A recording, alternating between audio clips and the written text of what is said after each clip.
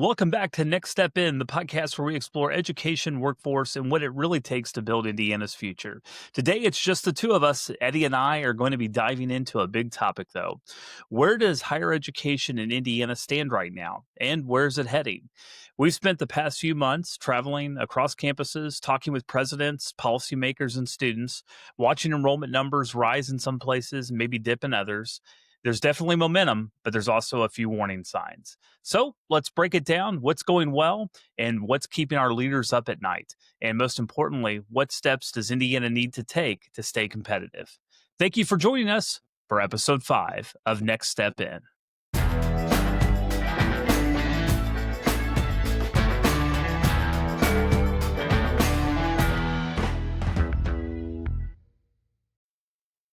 Well, Eddie, we made it to episode 5. It's hard to believe we're already 5 episodes into this podcast experiment. Let's go. 5 in. It's been a lot of fun. I don't know about you, but I feel like I've learned a lot of things. We've had a lot of good conversations already, and I think we're just scratching the surface on some other conversations that you and I've talked about that are going to get us ready, for the next round that we're going to have over the next few months. No question. I've been very surprised by the community input when I'm out, and saying, hey, next step in, like what you guys are doing with, discussing current trends in higher education and how, one of the things that we're going to talk about tonight, that it's evolving, right? And there's definitely a shift that's taking place right now. And sometimes there are others in the media that will put a negative spin on that. But we're here to show the other side of it and how it's actually a good thing for Indiana families and students.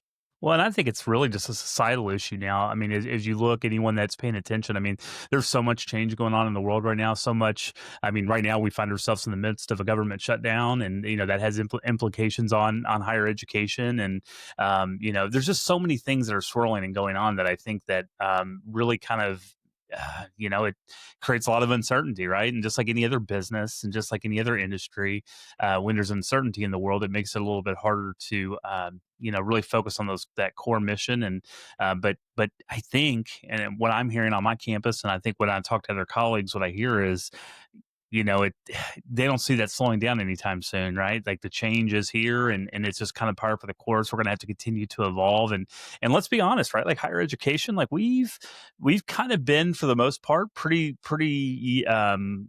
much. How would you say it? I mean, we've kind of, I'm not going to say rested on our laurels, but we've kind of said, hey, you know what? We've got the formula, right? Like we know what we're doing, and like the formula works. Like why rock the formula? Why change things? And I think now we find ourselves kind of having to be a little bit more nimble and reinvent and think about things differently and be a little bit more innovative. And some people aren't ready for that. Some people are, but I think when you look around the world, we're all thinking about things a little bit differently now because we have to move quicker than ever.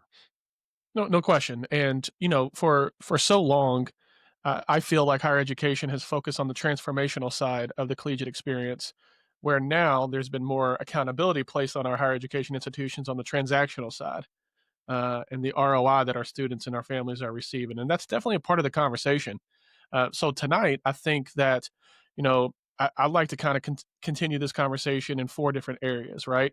What's really happening right now in the Hoosier state when it comes to higher ed. And we've had some incredible guests so far on the show who's talked about some of the things that are taking place. We also need to look at, listen, you all, like Joe already said, there's so much anxiety right now that's happening in our country. And part of that anxiety is the focus on all that's wrong, right? So tonight, I want to make sure that we highlight what's right. Like, what's some bright spots and innovation that we're seeing in higher ed on our campuses? Look at some of the barriers that we're facing. They're real, and we haven't said that there's not these real barriers.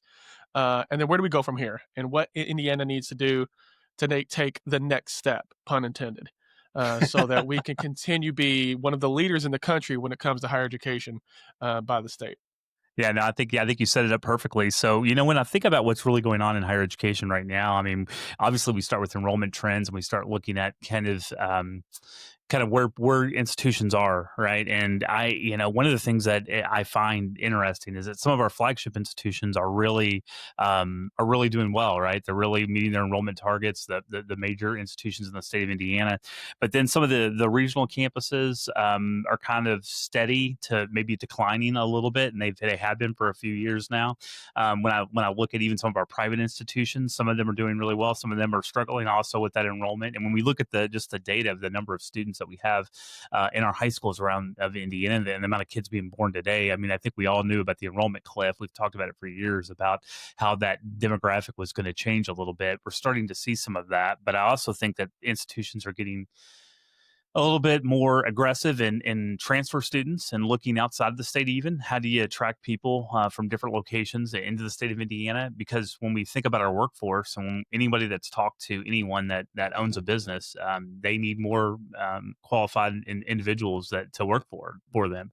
And we're in the talent business, right? Where we're really educating and hopefully turning out really good talent for individuals that are going to stay in Indiana and be able to help those businesses. So it's really fascinating about the different types of institutions and how the enrollments change. I don't know if you have any thoughts on that or kind of what you've been hearing from an enrollment perspective and how that changes. I mean, your role also, I mean, you see it more than anyone, dealing with, students in the high schools, being their post-secondary counselor and helping them kind of in those discussions on where they're going to go next. What have you been hearing? Yeah, and that's one of the surprising trends that I'm seeing in Indiana right now, is that our regional campuses, and they're doing incredible work as well, or our big flagships are doing great, and some of maybe the regional campuses are not. And that's surprising to me because the conversations that I'm having with students and families, there's been a heightened focus on affordability and a heightened focus on um, ratios in the classroom, smaller ratios. They want to get to know the professors. They want to get to know, the individuals on the campus as a whole. They want to get a better relationship with their advisor. Maybe they get to see their advisor more often if they go to a smaller campus. So, from the high school standpoint, the conversation that I'm having with these young people, that's been the focus. There has been less.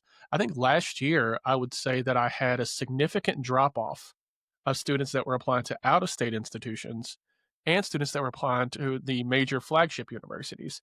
And it was all based on affordability and accessibility with faculty and staff.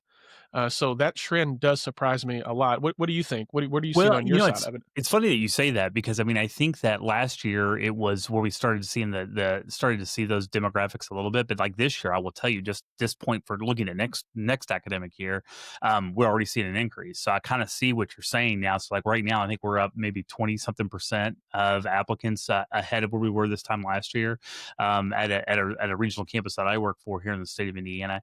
And I think that hopefully that trend is hitting because I think that you're right. I think if you watch any of the media, if you consume anything, there's a lot of talk about the affordability and about that high touch impact, those high impact practices that are so important on college campuses. And I think some students are even, from what I've heard, they're kind of taking the best of both worlds, which I think is really smart. So I'm also teaching this year, so I'm in the classroom, so I get to talk to some students directly, which I love. I know you're teaching at a university as well, and there's nothing better than when you really get to talk to students and hear from them on the ground level. And what I've found is some of them, they want the best of both worlds. So they're at our regional campus, saving a lot of money. Going to hopefully graduate with no debt. They're going to have small class sizes, a lot of instruction that's top quality by professors that really focus on teaching. And then guess what they're going to do on Saturday? They're going to go to the flagship university and they're going to watch a football game on Saturday with their friends, and they're all going to go up there and hang out and get the best of both worlds. Where in some weekends they're going to stay on campus and do activities on our campus. But I think that's one of the things I think has also been a good thing. Maybe technology's helped in the way that these students kind of interact with people, all over the country. I think they're more willing to have conversations and more willing to experience different college campuses just as they're not so much tied to just their one institution that they're attending. Yeah, no question. And I think some of our regional campuses in the state have done a good job of either um, getting housing on campus or revamping the housing on campus because that's a part of the collegiate experience that students want, right? They want to go live out on their own. And some of our local regional institutions, I know one in particular that students love the smaller campus feel. And I had a student who decided not to go to a large flagship university because they said to me, Mr. Bobbitt, I hate the cold. I am not trying to walk across that big old campus when it's 10 degrees outside. And I was like, that's real. That makes sense, right? That makes sense. So when you see these trends that maybe some of the regional campuses aren't doing as well from here locally, that surprised me, but I'm glad to hear that we're on the come up potentially for next year. Yeah, without a doubt. And when I think about this a lot too, I think about families sitting at a kitchen table, right? Like sitting there talking about kind of what they're gonna do next year. And I think about some of the conversations. They probably sound a lot like, hey, does my son or daughter really need a 4-year degree anymore? Can they get a really good job without taking on loan debt? And I think about those conversations because I've got young daughters who are going to be having those conversations, unfortunately, sooner rather than later. Hopefully, several still more years out, but we're going to be having them before you know it. And those would be the same questions that I would be asking, right? I mean, you really want to think through those things. And I think when you look at the data, I think one of the things that is clear, is that there still is a lot of value, a tremendous amount of value in having a degree. And I was just looking at some data that we have here about college graduates and the power of Indiana's workforce, and looking at median earnings by educational attainment, and it's still in the state of Indiana, high school degree or equivalent. You're probably looking at about a salary of about $39,000 as a median income. Some college or an associate's degree around $46,000, and then a bachelor's degree or higher, your median income's around $61,000 a year. And so, I think that just shows right there that yes, there are a lot jobs in all different sectors, but if you really look at the data, I mean, the data shows that those who graduate with a bachelor's degree are going to make more money over their lifetime, but also immediately once they graduate with the opportunities that are available out there. Yeah, no question. And then if you take it a step further and if you look at like job market alignment, Indiana's next level job data shows that 65% of in demand careers require education beyond high school. So that's not just two dudes on a podcast making this stuff up, right? This is real data that's showing this, right? We look at employment stability. The state's Department of Workforce Development reports an unemployment rates below 2% for college graduates compared to over 5% of those without post secondary credentials. And then we talked about this in episode 1, affordability and aid. Indiana ranks in the top 5 states nationally for need based financial aid, making it much cheaper, much more manageable for these families. So I get it. And I have these conversations a lot. Like, do we really need a 4 degree? Is it worth it? Is it worth taking on the debt? And I think the conversation then changes to, we want to make the investment. We want to make a smart investment, right? And we got to look at a lot of different areas if that's a smart investment for us. You know, uh, if you're going to invest in a vehicle, well, we all want a Mercedes Benz, but maybe the Mercedes Benz isn't in the cards right now. Maybe we need to look at something else. So it's kind of looking through the same lens. Like looking at through it from a consumer standpoint on maximizing that ROI. I guess what I'm saying. Well, and you guys are doing a great job, I think, in the high schools in the state of Indiana too. I think that you got, and it's only going to continue. I know that there's going to be some additional requirements the state legislature has worked on for you guys to have some more of these conversations with students on kind of I guess what I would call like the financial 101 and so forth, is kind of really helping students understand that. And I'm already seeing it even now in the classroom with some of the students. I'm teaching a first year seminar.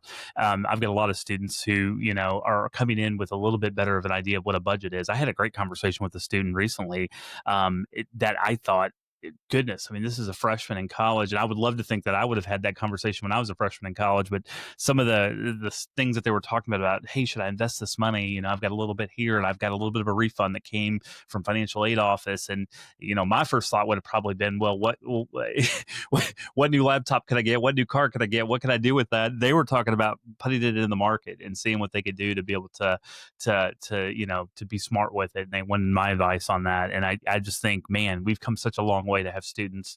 You were talking about what's going right. I mean, to have a student that talks about that. This is a first generation college student too. This is somebody that statistically you'd say wouldn't have that type of background, but they are talking about it, and they're from one of our local Indiana high schools, public schools, and they're having great conversations about this. And I think that gives me hope that I think we really are heading in the right direction. That we are having. You guys are doing some amazing work at the high schools, having some of these conversations already. Yeah, no question. And I think that because of this shift that we've seen in higher education, it's caused students and families to have a little bit more in-depth conversations about the next step process. Let's be real, Joe. When we were growing up, it was taught to us that no matter what, if you get a college degree, then you're golden. And we see the data. I mean, it still holds true. However, now there's a little bit more intentionality when it comes to where are we going, what's going to be our major, what experience do we want. Not only, and I've talked a lot about the transactional side, but what formative side am I looking for? Am I looking for personal growth? Am I looking for opportunities for community impact? Am I looking for opportunities for upward mobility? There's a lot of different things at play, and I think because of this shift, families are having better conversations about it. I think you're exactly right. And I think we're seeing some of that, and I also give a lot of credit to our communities, right? I mean, I think that it is when you think about education in our youth, and it's really about the communities embracing it, and it's also I think it finally we've talked about this multiple times, right? Like I think we finally gotten to a point where we're not pitting. People against each other. It's not like, hey, you need to go to trades, or if you don't go to trades, or if you do go to trades, there's something wrong. Like, why didn't you go to college? It's I think we're finally getting to a point where we understand that it's about the individual and about their pathway, about their experiences, and what they would like to do with their lives. And there's pathways in all different types of areas to be able to fulfill that and succeed and to make that succeed. And I think that's been so. I think exciting for me to see that because again forever it felt like we were pitting them against each other, Oh, and it doesn't have to be that way. yeah. I think there for years, maybe even decades, it was this clash of higher education versus alternative education. And I think now we're finally getting to the point where it's education. Like, Yep. what is next? Employers, they want skilled people. They want people who know how to think, not just what to think. And that's one of the benefits that you get from a college education is you are teaching your brain how to solve complex problems because you're thinking about different things, right? And you're having different experiences. So you are you are better.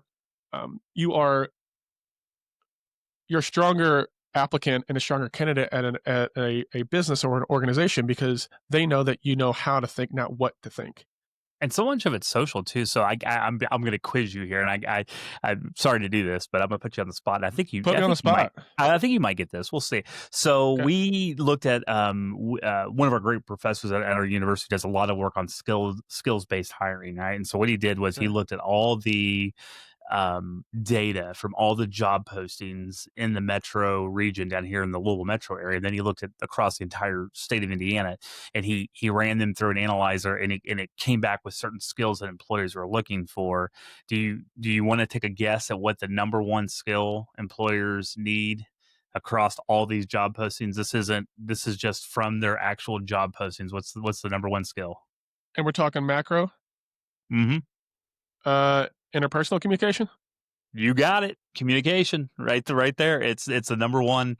It's the number one skill, and that's where when you start thinking about social, and you start thinking about college, and what are some of the things that come from that, and being able to have those experiences. I mean, you learn to communicate with professors. You learn to communicate with students. You're in group projects. You're learning how to deal with individuals. Well, those are the exact same skills that you're going to need in work, and they translate beautifully. And it doesn't matter what your major is. Like those are the skills that you're going to need in life, and um, college is a great place to be able to hone those skills, find out what works, find out what doesn't work, find out that you're going to have a group project with a teammate, a classmate that doesn't pull their weight, and you're going to have a tough conversation with them about how to deal with that. And you're going to have a roommate issue because you're living with somebody that you never met before, and you're gonna figure out like, hey, they keep burning the grilled cheese, and I'm tired of them burning the grilled cheese. Like I gotta teach them something here. Like all these things are a part of what college is about.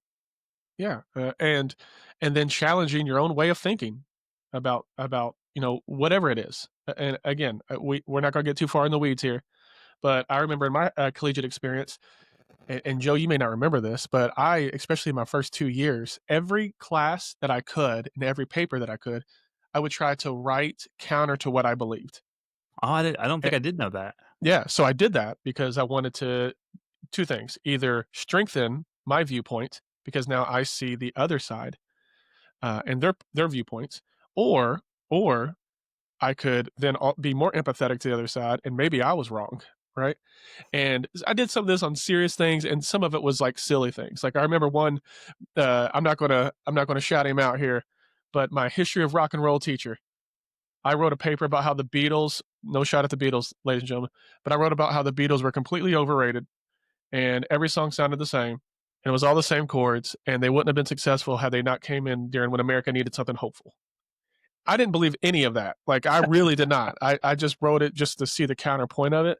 And I remember my professor not saying very nice things to me because I was this college sophomore. But I was like, "Look, I'm just trying to challenge the way that I'm thinking. Like, I don't really believe this." And he was like, "Oh, I get it." Right? What's so College gives you that experience that you have that those areas to have those conversations and to challenge yourself.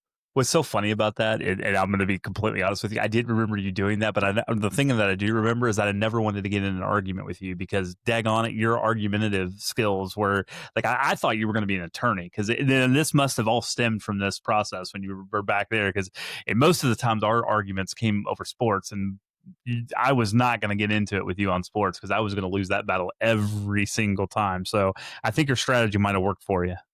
Well, Joe, when you have a hot take that Tom Brady and LeBron James are overrated when they were young in their career, that did not work out well for you. Have you noticed a theme that I have a lot of hot takes regarding sports that probably don't pan out the best over time? I think I need to Yeah, stay away from the sports prediction market. but the good news is you have great hot takes when it comes to higher ed, right? So that's the good news. You're in the right space. Yeah, that is probably a good reason why I shifted my career a little bit more away from athletics after all that. Too funny. Yeah. One of the things that I think is also really important as we kind of talk about this higher education in Indiana is really about this partnership work that's kind of going on, and I think it's so important because it really gets to the idea of these pathways for students, right? We talk about the work that's happening in K-12. We talk about the work that some of that the Ivy Tech system is doing, that the Ivy Tech system is doing with the four-year colleges in the state of Indiana, and how are we working together, even with the career and technical schools that are around the state that are, gyms like Prosser down in New Albany that's doing amazing work. And I feel like there's so much more synergy around these partnerships and around us all talking and coming up with ways to be able to support students in different ways. The early college program, and I mean we've seen this on this podcast about all these people working together, and workforce too. We talked about skills based hiring. Well, one of the things that we're doing, I know other institutions are doing this as well, is we're looking at our curriculum and saying, okay, well, what skills are our students learning from the curriculum? How do we make sure that we skill them up in certain areas so that they are prepared? And maybe it isn't so much today about the degree. Maybe it's more about the skills that they're learning through the process, and it's having a little bit of both. And what does that look like? And so I think those are things that are really important for us as we continue to think through this. But the partnership work, I think, will only continue to be important as we talk about what we're looking forward to in the next steps. I think we got to ramp those partnerships up. We need to continue to work together because as resources become more scarce in the state of Indiana, and as we have higher accountability from all the external factors, and from a political perspective, from a media perspective, from a social narrative perspective, we're going to need to lean on each other, I think, and be smarter together. But I think that partnership work has to continue to really lead us here in the state of Indiana if we want to take it to the next level. Yeah, and it's been exciting to see how much collaborative efforts are taking place across sectors, especially here locally. You know, I excuse me, I can't stress enough how important it is for our young people to get that hands-on work-based learning experience. If that's internships, if that's externships, if that's job shadowing, if that's mock interviews, we've got to provide our young people the opportunity to get that real hands-on experience. Because one or two things is going to take place. One, and I've seen it in my own profession, right? Where maybe a student is doing a program with nursing and they do an internship. Maybe it's a week-long internship at a nursing home or whatnot. Uh, and then maybe the next semester they do an externship where it's a little bit more in depth. They're spending more hours. They're learning more. They're getting more of that hands-on experience. One or two things are going to take place and they're equally valuable. One, they're going to come back to me and say, Mr. Bobbitt, I love this. I have a heart for service. I want to continue to do this. I love being there with my patients and helping their bad days become a little bit better. The second thing that can happen, and it's equally as valuable, is Mr. Bobbitt, I hate this. This sucks. I never want to do this again. because now they've got that experience in high school where there's not money on the line, where maybe they're not going in debt, right? They're getting that so they can find out what it is that they want to do early so then they can make better informed decisions when they go off to a 2 or 4 year college or university. And I just had a conversation with a student here recently. She thought she wanted to go to aviation. Then she did an aviation program. She loved it, but it was really the engineering side of it that she really enjoyed. So now, because of that work based learning opportunity and that hands on experience, she now has a better direction. And that's another thing I want to make sure that we highlight here. It's important for our young people to be directionally correct. They don't have to have it all figured out. So by providing these collaborative efforts, we're giving them the opportunity so that they're directionally correct so they can make a better decision. No, I think it's really smart. And I think, one of the things that I've been focusing on in my class that I'm teaching this semester is we've been doing the Clifton Strengths Finder because I love Strengths Finder. I don't know if you've ever done that before, but I'm so passionate about that. My instructors is also, we both seen how it's helped our lives and how it's helped shape kind of who we are and kind of our identity. And I think that kind of a program, for anyone that's out there that's listening, I mean, I'm not, believe me, not sponsored, not, but Strengths Finder is such a great tool, I think, to use, because when I think about students, it's less about major. It's like, hey, build into your strengths. What are your top strengths, right? We all have these strengths that we have that we do better than other people, or that we do, we do better than the other strengths that might be around. What are those traits, and what does that look like? And then you can start looking at careers that line up with that. And I think that's such a smarter way to do it, because it's naturally who you are, right? And there's so many careers where people, they want the career, but they don't understand that they're like, I hate talking to people. Okay, well, you're probably not going to do fundraising. You're right. Like, that's probably not going to be a career for you. Like, focus on the strengths and what do you do well, because we all bring value. And then kind of let's look at careers that kind of accentuate that, because as you know how this works. I mean, when you're passionate about something and you get that alignment and you find something to do that, just like what you and I are doing right now, talking on a podcast. This is something we're doing for fun, right? Because we care about it and it's the mission. And Wait. I thought I was getting paid for this. Oh, What? I didn't. Yeah. Check. I thought the check was in the mail, but continue. It probably is. Keep checking Yeah. the mailbox. It's all Yeah. all good. It'll be there. It'll be there. I promise. Hey, by the way, if you want to sponsor the Next Step In podcast, hit us Boom. up. Joe at nextstepin.org. We'd love to talk to you. We will name drop you. Now, the key word there, Joe, is alignment. And too often, our young people, because they don't know, because we've got to do a better job of helping them figure out that alignment. We do have to encourage them to look at their strengths and what comes natural to them, right?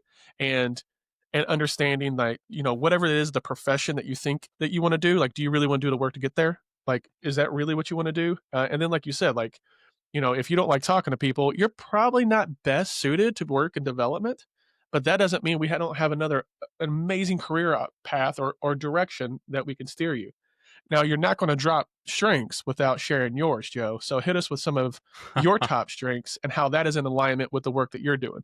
Well, the number one strength for me is woo, and for those that don't know, that's winning others over, and that's a big one. All of my strengths, most of them fall into the category of relationship building. Right, those are, I think, maybe 4 of my top 5 are in relationship building, and then the other one's competitiveness. So that's kind of right there as well. So I think it really comes down to in my work, right? It's all about relationships. I work in a university relations office where I deal with alumni and fundraising and marketing and all those types of external focused government relations, and it's all about it's all about personal relationships and building that. And so that's obviously important, and it's worked for me, right? And it's it really helped me kind of see and it's funny how they change over time too. Like, I noticed, like, I've taken this multiple times throughout, and usually the main ones are right there, but every now and then something will kind of be coming along in your life and it'll change things a little bit, like having a child. And nothing kind of shakes up that, and my responsibility strength kind of went up a little bit more once I had a child. And so it's kind of funny how that kind of comes into play as your life changes. So I think it's important, and that's an important thing to know too, is that you're not just like any other career or anything else. You're not stuck in one area, right? You're going to continue to grow. You're going to continue to learn. You're going to continue to have life happen, and we're going to evolve through that. And it's just important, I think, to know that. And so I guess what I would say, before I ask you what your top strength is, because I think you've done this too. Oh yeah, um, for sure. yeah, for sure. Yeah, I figured, and I think I probably know what yours is, but we're gonna we'll see what happens. But I think that the biggest thing is that if you've not done this, if you are listening, if you have a high school senior, if you have a high school junior, I would really encourage you to maybe look at this assessment and see if you can start building that in, so that your student can build some confidence and can think about their strengths and think about, as they're kind of deciding what schools to go to. I think your strengths finder can be really important in determining that, and even kind of thinking through, like, where, if you have an ability to lead others and you really value leading others, it's probably not best to go to a school where you don't have leadership opportunities or as many leadership opportunities. So it can help kind of, again, that alignment that's really important. So again, not sponsored by him, would love to be sponsored by him, but I Yeah, really let's do make it believe, happen. I really do believe in it. So okay, Mr. Strengths, let's what's your top strength there, sir? So top strength is includer, which makes sense because I've always been one to get people together and I want to include individuals, It's funny, which nobody also ever plans the party but you. I've noticed that too. It's like we always rely on you to plan our get-togethers. Isn't that funny how that happens? hey, I'm a good includer, right? Like, so includer, and then maybe to the surprise of no one, woo is number two, and then I'm competitive, number three, and then this is where it gets really interesting. So win people over, include people, right? And then I'm competitive, and then the and then the next one is empathy, right? So Interesting.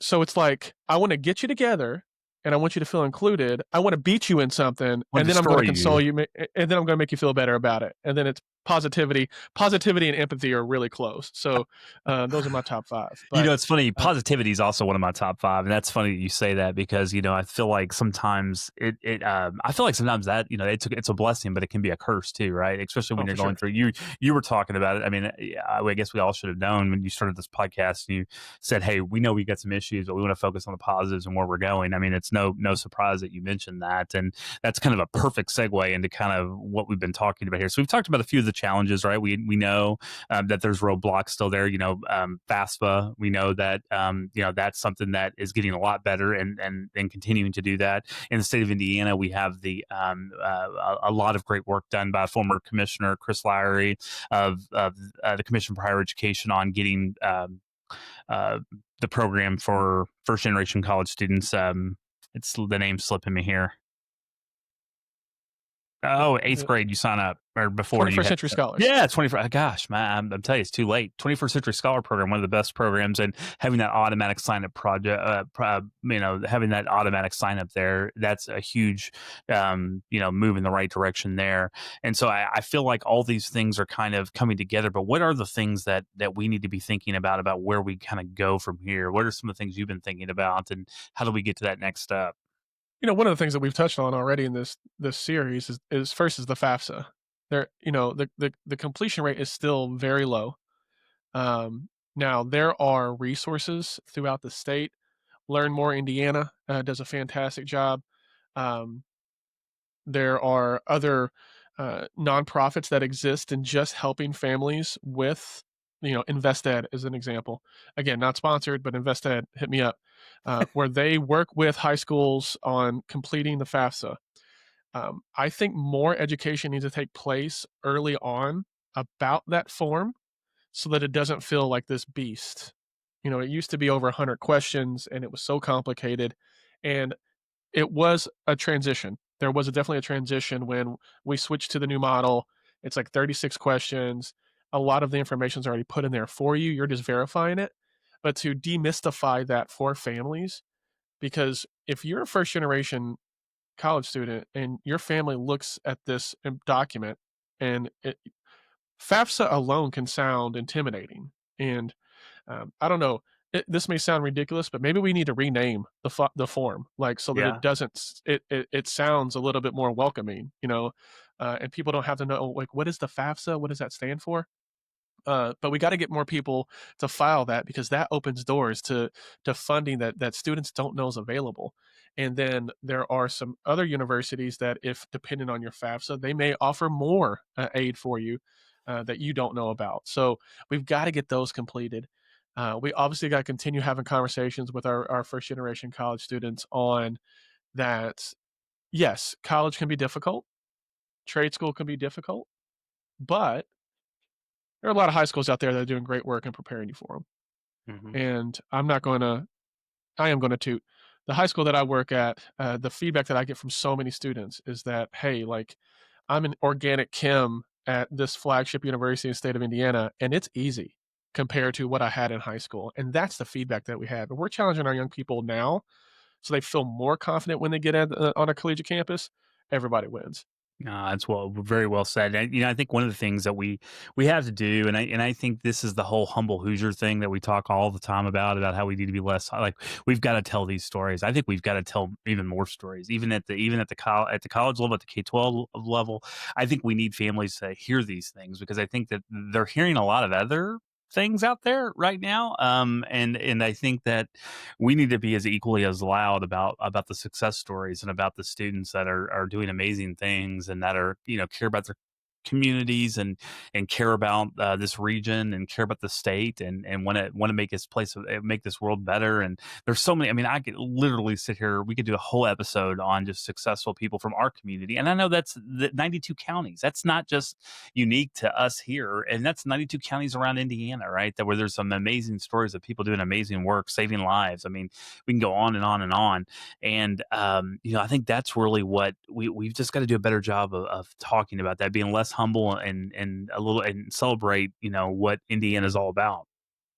Yeah, and flex on them. We gotta let people know that we are one of the leaders in the country when it Next comes to step in, higher ed. flex on them. I think that might be Flex our on them. flex on them. Hey, that's not very humble. So I think that we're onto something there. So, I think Eddie, one of the other things that I think is really important that we've touched on, and I think that people are finally kind of getting a grasp on, is that lifelong learning isn't lifelong learning is not optional anymore, right? Like it's not like it's education. It's not a one and done type of an event. And I think people kind of thought, forever that it was just kind of I'm gonna do this, I'm gonna do this, I'm gonna get my education, I'm gonna move on, and I'm done with school. And it's really not. I mean, we're in an economy now where gosh, we can go through countless examples of things that we've had to learn. AI is one that we're all learning right now, right? I mean, some of us are a little bit further than others, but we're using it and all of the ways that we need to use it. Indiana University has invested heavily in training up alumni and employees, and even our students. Our students at Indiana University are getting access now to ChatGPT as a automatic, like, just they're going to get a full subscription to it just as for being a student. So it's interesting that I think we're doing a better job of talking about that, but I think we need to continue to reiterate that, right, to the students that are coming through, that look, this is a journey. Your life's going to take a lot of different a lot of different movements are going to happen within your life. You're going to go left, you're going to zig, you're going to zag, but at the end of the day, you got to keep learning, and that's your path forward. Yeah, well, and I mean, again, we go back to the data. Gen Z, and it's gonna be even more, for, Gen Alpha. Gen Z, l depending on your source, but you can look it up, 12 to 15 jobs in their lifetime. 12 Hmm. or 15 different jobs in their lifetime.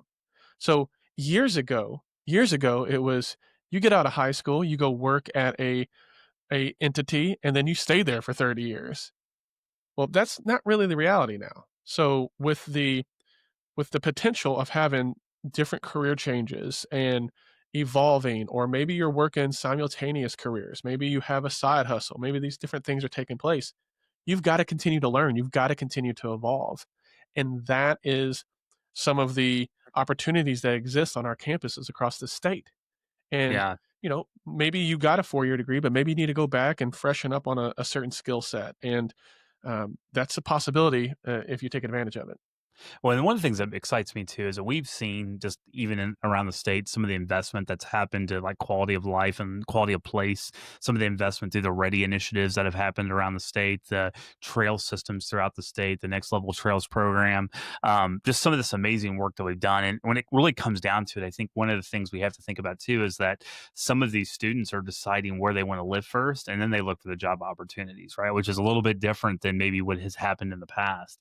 And I'm not saying one's right, one's wrong. I think it's the reality of it. And I think that we've got to make sure that we are we become a talent anchor, right? Like we keep the talent here. We're not exporting talent. We don't bring them to Indiana, educate them, and then send them out. Like we want individuals that want to make our state a better place, want to make our region a better place, and have those ties to our region that make this so strong. And so I think that's one of the things I think a lot about is that we have to continue to make those investments right into our strong K-12 schools, and we've got to have safe communities, and we've got to have great roads, and we've got to have great infrastructure, and all the things that go into making Indiana a great place to live.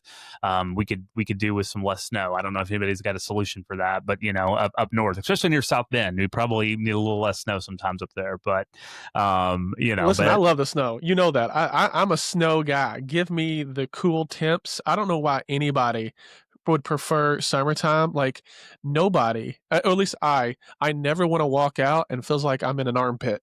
Like it's gross. I want to feel it clean. I want the cool air. So we're keeping the cool air in Indiana. You can go off and do next step in South Carolina, Joe, if that's the case. All right. Like get on somewhere.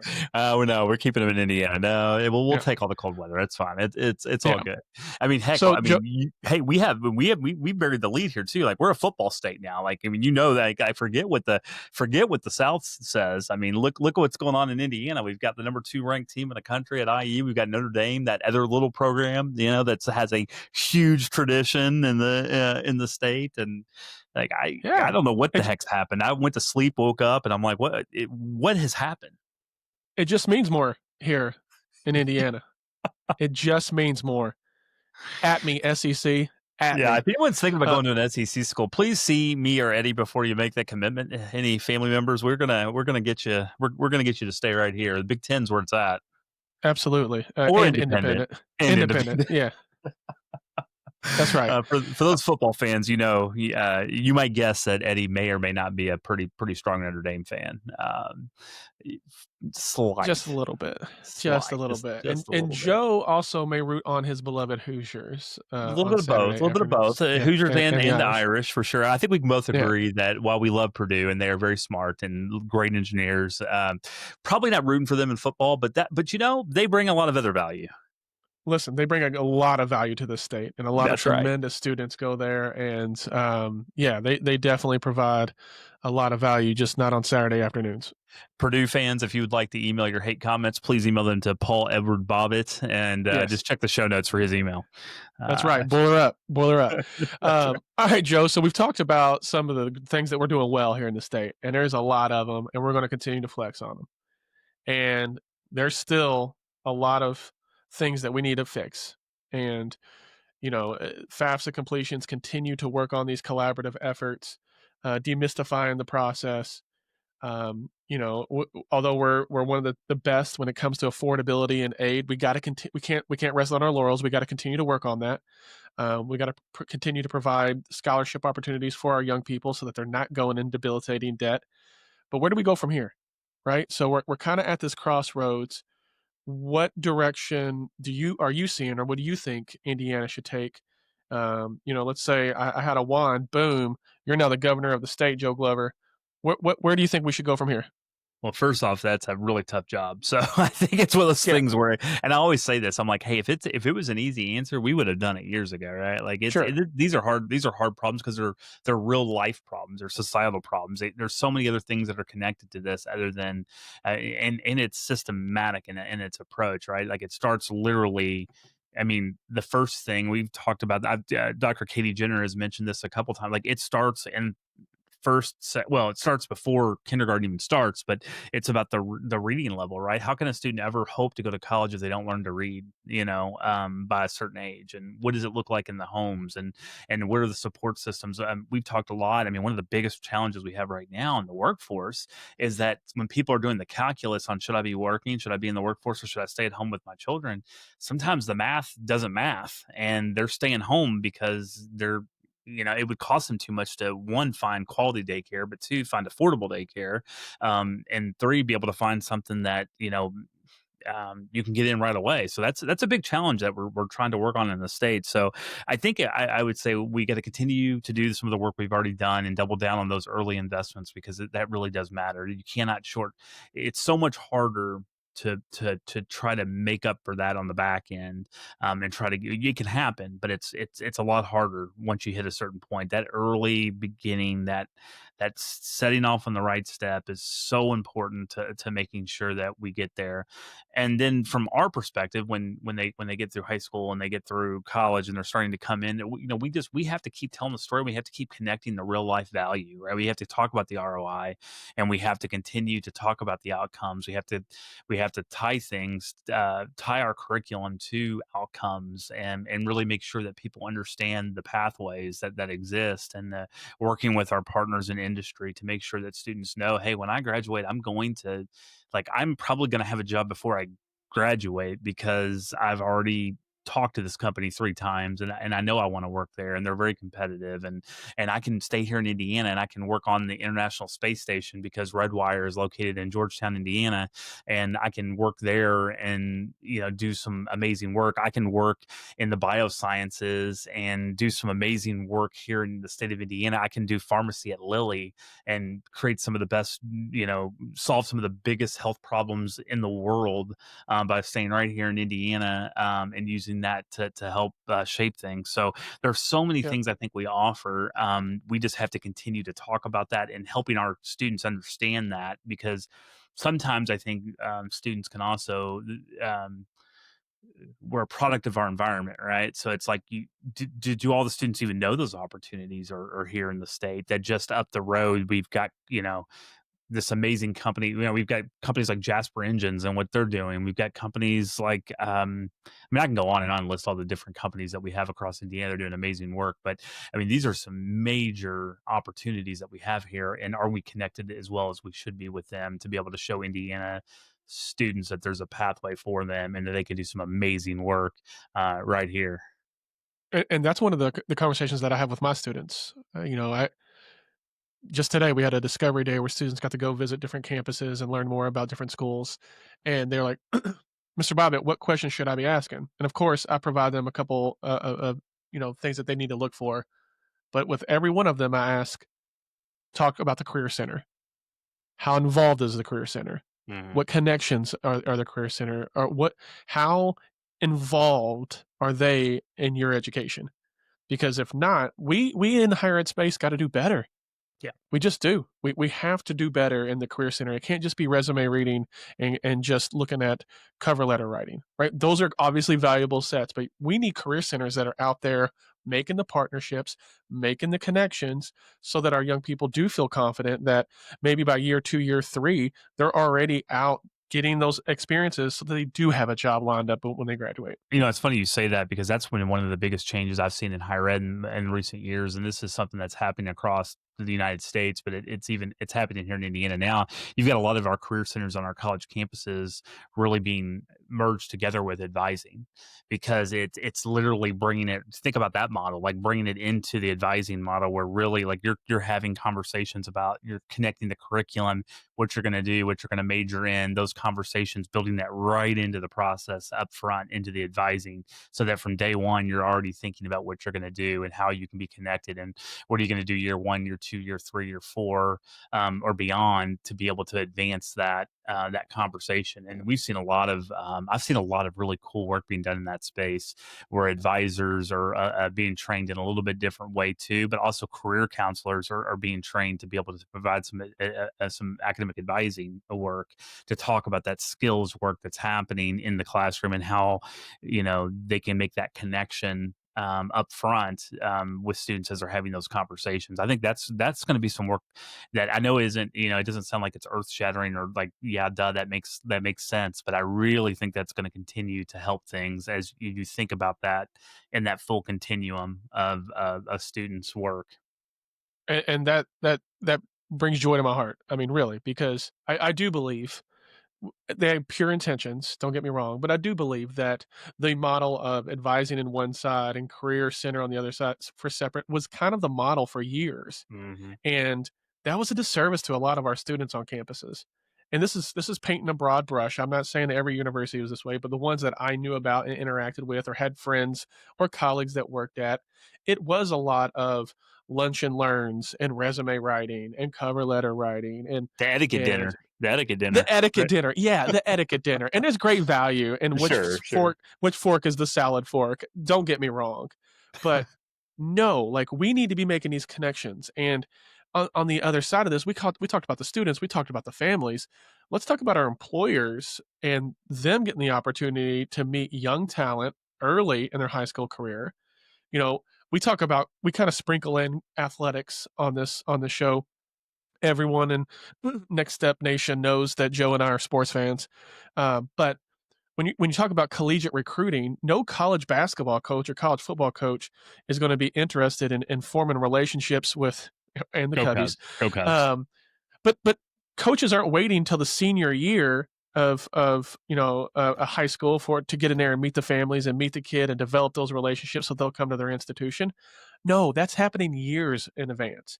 That's happening freshman year and sophomore year. Let's provide that same opportunity for Mr. P or Jasper Engines or Sam Tech or whomever it is so that they can go, okay, we've got this junior over here at IU Southeast that's going to be phenomenal for our marketing department here in 2 years. No, I This is think I how think we continue to strengthen the state of Indiana. Yeah, I think I think that's exactly right, and I think there's a lot of good momentum. And I think one of the things I want to acknowledge here is that because this is true. Like I've talked to faculty members that are concerned about this. Like they don't love the idea that we're tying careers and outcomes so closely to curriculum and learning. They feel like it almost I don't know. Some of them have expressed to me that it feels like it. I'm trying to think of the word that kind of describes it, but I think for some of them it feels like it's too transactional in a sense. Like it's like, hey, you come here, you learn this, you come out of it's like widget making, but it's not widget making, Sure. right? Like you have the mind, you're exploring different thoughts and ideas, and so I think we just have to be careful to acknowledge and to realize that that's not what we mean, right? It's not like we're creating widgets, we're just putting people through a factory and then we train them up, in this certain area, and then they go off and take this job. That's a piece of what higher education is. But like you said, it's teaching them how to think, and it's teaching them how to have those communications and those skills. It's just lining them up in a little bit better alignment so that we can make sure that when they come out that they're not looking around thinking, what do I do next, right? It's really about those, creating those pathways and those partnerships that make the whole system work better. Exactly. And by including the career centers more into the student's experience, they are going to develop skill set like networking. And that is a part of it. We know this. Our colleagues and our peers know this.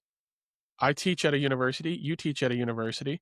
I purposely bring in industry folks into my class, and then I follow up with the industry, representatives. I'm like, how many of my students reached out to you? And they said 4 out of 16. I'm like, okay, I'm happy for those 4, but I need to have a conversation with those other 12 Yeah. because that's a part of it, right? We got to encourage our young people to build their social capital because it's not all about who you know, it's who knows you. And it's on us as faculty and staff to help our students develop that skill set. It's on our career centers to help them develop the ability to practice that and have conversations with industry folks so that when they leave, they're not building a widget. They know how to think, they've got the skill set, they've got the social capital, and they got the confidence to take the next steps in their careers. Yeah, I think it's great. To wrap up this episode, I think where I'm gonna leave this in a way that I think that I really want to call the kind of a call to action here on kind of where we go and kind of what do we do. And I thought a lot about this, and I think what I would really love to see, and I think which would help so much, is if we had some of these business leaders at these companies and at these organizations and at these wonderful nonprofits that are doing amazing work across our state, if they would stand up and talk more about the value of having someone on their team that is highly educated, or someone that went through college, or someone that came to them, maybe someone started working for them and they finished their degree and they saw how much they changed through that process. Like I feel like, of course, we're in higher education, right? And those that are listening to this podcast probably have a vested interest in higher education. Of course, we're going to talk about the power of higher ed. I think we need some people who maybe don't feel like they have that bias to really start stepping up and having these conversations and talking about their personal experiences, talking about their families' personal experiences, talking about how it's changed their life more. I think we need some thought leadership from our businesses to really kind of help us with this, because I think that that's the thing I feel has been missing a little bit. And unfortunately, I feel like people somehow have made it a political issue, which I don't understand that either. Education is a great equalizer. They've made it a political issue, and it's not about that. It's about lifting up people. It's about making people better. We've seen the numbers. You're more likely to be in better health, to live longer if you have a better education. You're more likely to be more productive as a citizen, to be less unemployed. You're more likely to have. I mean, the stats are all there. So But it's not a. It's yeah, I was gonna say by 2031, 62% of Indiana jobs are gonna require an education beyond high school. That includes healthcare, education, tech. They're all gonna need a college degree. This isn't politics. This Mhm. is preparing our young people for what they need. Yeah, so I really hope. I guess my call to action would be, I really want some people to step up and join us and to help us talk about this. And I will go ahead and put it out there right now that if you're a business owner, or you're someone that's a business professional that is employing Hoosiers throughout this state, and you believe in higher education and know the value, and you want to come on this platform and have a conversation about that, the door is open. You feel free to reach out to us. You can email me at joe@nextstepin.org. It's joe@nextstepin.org. We would love to have you on here to have that conversation, because I really want to help continue to have others talk about their experiences, because again, it's not that um we just know the value, but I also understand that when it comes out of our mouths, it may be questioned, right? That's critical thinking, right? I want other people that have experienced it and that can be able to explain the true value, and those are the people that are making hiring decisions every day. And so I'm hoping that we'll have more people step up and talk about the value and how important it is for our state to continue to grow and thrive, and to be one of the leaders in this country and in the world, to be able to be right here in Indiana to do that. So that's my call to action, Eddie. I want people to step up and join us in talking about the value of a higher education, and making sure that we get that stinking percentage up from 51% of students doing something after high school in Indiana. That is too low. We're much better than that. Like, we can do better than 51%. And I keep watching the numbers and I keep thinking about it, and it just drives me nuts, because it doesn't compute with what I know about Hoosiers. And we've got to figure out how to get more of our students to continue their education. Yeah, no question. And I agree with you. Next step in, it needs to evolve. The way that higher education is continuing to evolve, we need to evolve this podcast from a podcast to a movement. And in order for it to be a movement, we need more people to join us, right? And I'm being silly there, but I'm not joking about we need more individuals to step up and say, hey, I really value this at my company. Like, this is really important that we have people who can think critically, who can have problem solving skills, who can have interpersonal skills, who can think critically from the other side of the view, or the opposing view, or look at our competitors and what angle are they thinking. Like, all of that is great value, and that's just a small part of the benefit of a higher education. Well, we didn't have a guest this week. You got a lot of opinions from Joe and Eddie, but I think we did a pretty good job there, Eddie. I'm not gonna lie. I'm not gonna be that humble Hoosier. I'm gonna say we did a pretty good job tonight, talking through this issue. Yeah, I think we did all right. We'll see how the ratings are, but no, I think we did all right. Well, we do appreciate everybody taking time to listen. We really hope that you'll share this episode and then some of our other episodes, and encourage you, if you've not gone back and listened to some of the episodes we've had earlier this year, please go back and listen to those episodes and share those. We're going to have some. We've got some upcoming guests that are going to be wonderful too as we continue to have this dialogue and this conversation. We felt like 5 episodes in, let's take a beat and let's kind of see where we are and have a discussion about where we are in Indiana. We've had a lot of things happen at the beginning of this year, and we're right in the middle of a lot of change. So continuing to do that, we're going to continue to use this platform to talk about higher education and why education is so important to the state of Indiana and all of our livelihoods and our economies and kind of really where we want to live and raise our families and be. And so we'll continue to have that. But please share, please like our social media accounts as well. You can find us on all the social media platforms at Next Step In.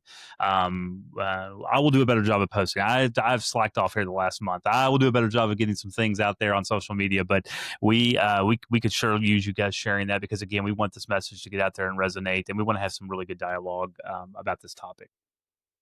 Yeah, Anything absolutely. to close on for you?